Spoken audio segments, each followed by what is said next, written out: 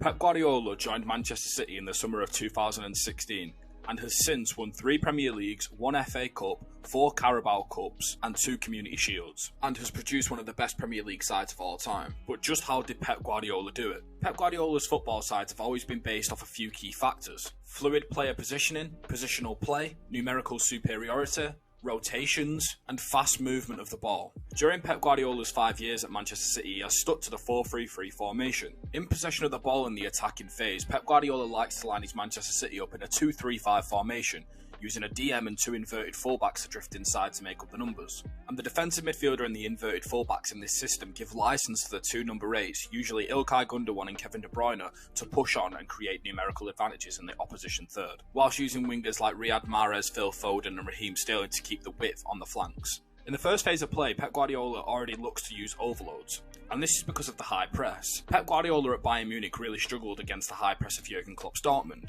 and adapted to it by using overloads in his own third. And this is quite easy to understand when we look at Ederson playing out of the high press almost as the first outfield player. And due to the ball playing ability of Ederson, Manchester City will always outnumber a high press in their own third, with 3 players forming a back 3 and 2 players in a defensive pivot. Then in the final third of the game, Pep Guardiola looks to use positional play to drag markers out of positions and exploit space effectively. Pep Guardiola is obsessed with exploiting space, and we can see this with his use of the false 9 both at Barcelona and Manchester City. But his positional play theory goes a lot deeper than just exploiting space. Pep Guardiola famously uses as what's known a divided training pitch, which is divided into zones across a pitch both horizontally and vertically to detect zones on a football pitch. Pep Guardiola believes there should be no more than 2 players on the same vertical line, and no more than 3 players on the horizontal line. The reason why Pep Guardiola uses such an advanced system to explain this is because positional play and rotations are essential to the way Pep Guardiola wants to play. That's why you have to try to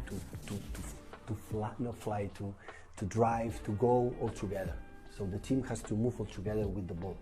If don't, you cannot play in that way. So as the play develops, it almost instills a second nature to rotate and to change position, to receive the ball in pockets of space, and more importantly, in different zones. Despite Pep Guardiola being this incredibly technical coach, his final third isn't actually as shackled as people may think. It's a lot about free-flowing positioning, which is usually down to the personnel on the pitch with the instructions given to them. So whilst the false 9 is drifting in and out to create pockets for the inverted wingers and the 8s, there's not much of a robotic system that is in place at Manchester City. It's quite free and expressive in the final third.